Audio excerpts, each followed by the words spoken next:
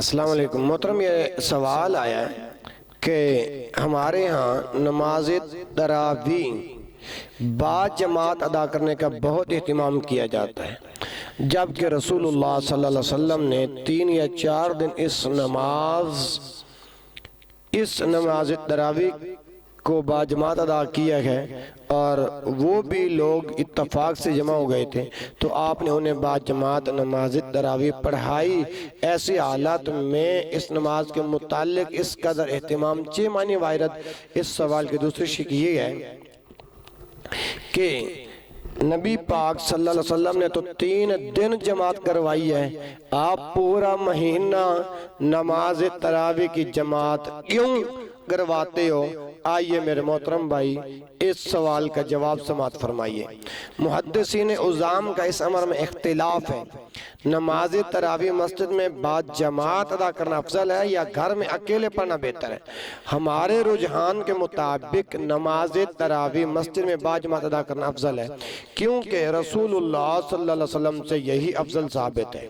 اگرچہ بعد ارضا آپ نے ان کے فرض ہونے کے اندیشے سے انہیں با جماعت ادا کرنا چھوڑ دیا تھا، لیکن جب آپ صلی اللہ علیہ وسلم کی وفات کے بعد یہ اندیشہ نہ رہا تو سیدنا عمر رضی اللہ تعالی عنہ نے لوگوں کو ایک امام کے پیچھے جمع کر دیا۔ اس کے بعد یہ عمل آج تک امت میں رائج ہے۔ اما جی عائشہ رضی اللہ عنہ سے مروی ایک حدیث میں اس کی وضاحت ہے۔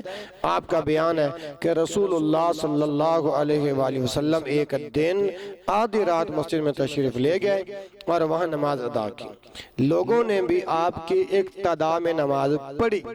اگلے دن لوگوں میں اس بات کا چرچا ہوا تو لوگ پہلے سے زیادہ جمع ہو گئے، انہوں نے رات کے وقت آپ کی اقتداء میں نماز ادا کی۔ اگلی صبح اس امر کا لوگوں میں چرچا ہوا تو تیسری رات اہل مسجد کی تعداد بہت زیادہ ہو گئی، ان تمام حاضرین نے آپ کے ساتھ نماز ادا کی۔ جب چوتھی رات ہوئی تو اس قدر لوگ جمع ہو گئے کہ مسجد کی وسعت تنگ پڑ گئی، لیکن رسول اللہ صلی اللہ علیہ وآلہ وسلم اس طرح تشریف نہ لائیں۔ جب صبح کی نماز کا وقت ہوا تو آپ نے نماز فجر پڑھائی۔ نماز سے فراغت کے بعد لوگوں سے متوجہ ہو کر فرمایا، آپ حضرات کا شوق اور ذوق مجھ سے مخفی نہیں تھا، لیکن مجھے اندیشہ تھا کہ مبادا یہ فرض ہو جائیں، پھر تم لوگ اس کی ادائیگی سے عاجز آ جاؤ گے۔ تو اس کا حوالہ ہے صحیح البخاری کتاب الجمعہ اور حدیث کا نمبر ہے 924۔ ایک روایت میں ہے کہ یہ واقعہ رمضان المبارک میں پیش آیا، تو یہ صحیح البخاری کتاب التہجد اور حدیث کا نمبر ہے 1129۔ بخاری کی روایت میں ہے کہ پھر رسول اللہ صلی اللہ علیہ وسلم کی وفات ہو گئی، لیکن یہ معاملہ اسی طرح رہا۔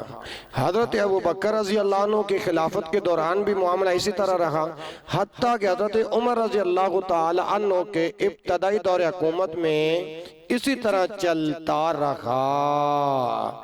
بعض کہتے ہیں نا جی کیوں کرواتے ہو، ان کو کہو کہ ان سے گزارش ہے کہ وہ یہ حدیث پڑھیں، صحیح البخاری صلاۃ التراویح باب نمبر 209 پڑھیں۔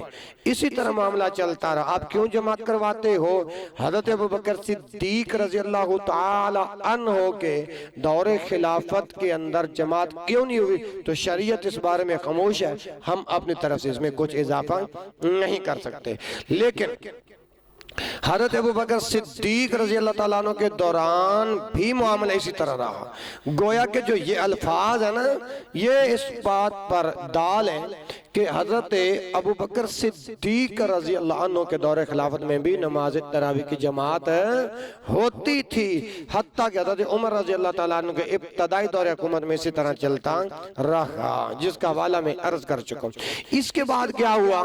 اس کی وضاحت ایک دوسری حدیث میں ہے۔ چنانچہ عبد الرحمن بن عبدالقاری فرماتے ہیں کہ میں ایک رات حضرت عمر رضی اللہ تعالی عنہ کے ساتھ مسجد میں گیا، وہاں دیکھا کہ سب لوگ منتشر اور متفرق تھے، کوئی اکیلا نماز پڑھ رہا تھا، کوئی کسی کے پیچھے کھڑا تھا۔ یہ دیکھ کر حضرت عمر رضی اللہ تعالیٰ عنہ نے فرمایا میرا خیال ہے اگر میں تمام لوگوں کو ایک قاری کے پیچھے جمع کر دوں تو یہ زیادہ مناسب ہے۔ چنانچہ انہوں نے اسی عزم اور ارادے کے ساتھ حضرت ابی بن کعب رضی اللہ عنہ کو ان کا امام مقرر کر دیا۔ پھر ایک رات میں جب حضرت عمر رضی اللہ تعالیٰ عنہ کے ساتھ نکلا تو دیکھا کہ تمام لوگ اپنے امام کے پیچھے نماز تراویح پڑھ رہے ہیں۔ حضرت عمر رضی اللہ تعالیٰ عنہ نے فرمایا یہ نیا طریقہ بہت بہتر اور مناسب ہے، اور رات کا وہ حصہ جس میں یہ لوگ سو جاتے ہیں اس حصے سے بہتر ہے جس میں یہ نماز پڑھ رہے ہیں۔ آپ کی مراد رات کی آخری حصے کی تھی کیونکہ لوگ یہ نماز رات کے شروع میں ہی پڑھ لیتے تھے۔ حوالہ صحیح البخاری صلاۃ التراویح کتاب کا نام، اور حدیث کا نمبر ہے 2010۔